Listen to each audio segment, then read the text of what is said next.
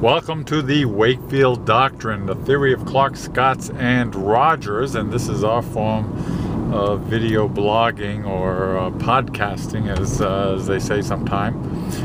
And we haven't done it for a while, so I was thinking that maybe we will put something up here on Saturday, tomorrow. Today's Friday. We're out there in the woods of Rhode Island we're heading towards the famous Church of the Scotian Redeemer.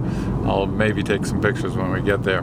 Anyway, just in case you were wondering, is the narrator here a Clark, Scott, or Roger?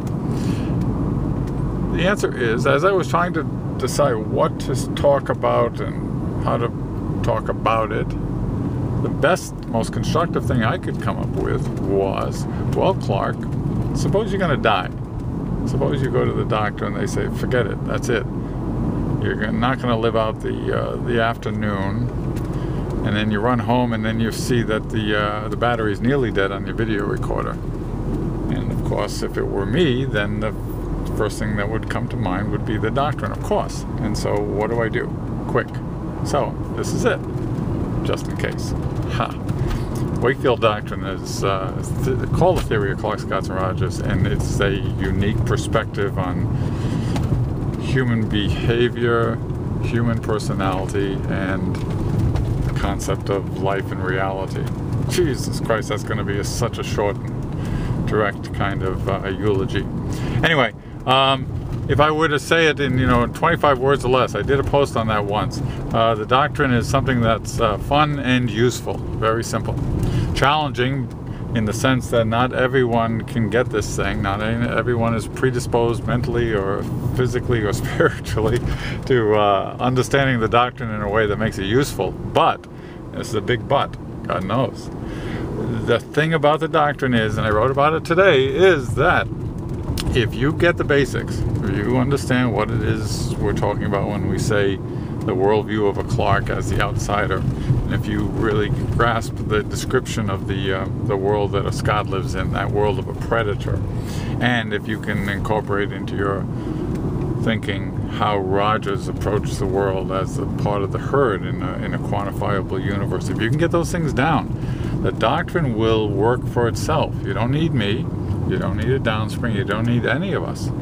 Once you are able to, and you simply remember what Scots look like and act like, and Rogers and Clarks do. Once you get the characteristics down, because remember, what we're saying is that this isn't about a person who has the personality traits of a Clark or Scott or Roger. This is about looking at anyone, seeing how they're acting, how they seem to be relating to the world around them, and inferring which of those three worlds they're responding to. We're not talking about people, individuals. We're talking about realities, three of them: outsider, predator, and herd. Once you've learned enough to get that down, to be able to successfully infer from a person with a hat on and a pipe in his mouth and a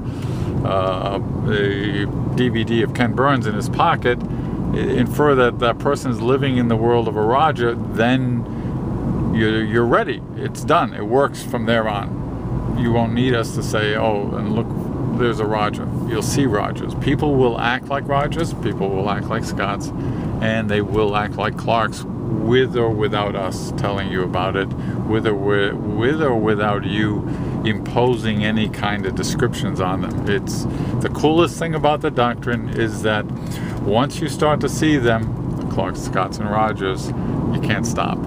They show themselves, and they act just like the doctrine says that they will tend to act. All of that gives you the advantage, you the reader, the advantage of not only knowing a whole bunch of things about that person, but you can predict how they'll react in a situation. And as icing on the cakelet is that you can turn all this stuff around and remember, you may be a Clark or a Scott or a Roger, but you also have secondary and tertiary aspects, the ability to be all three. Then you can self-improve yourself all day long. This is mostly for the Clarks, because we're the ones who want to do that. But if you're a Scot and you want to be a better Scot or have more fun or be able to do something other than chase cars, doctrine's for you.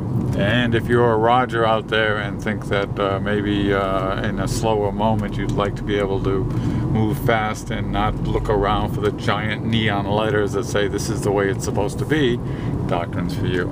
So I guess that'll be that will be my description of the Wakefield Doctrine, just in case. Bye.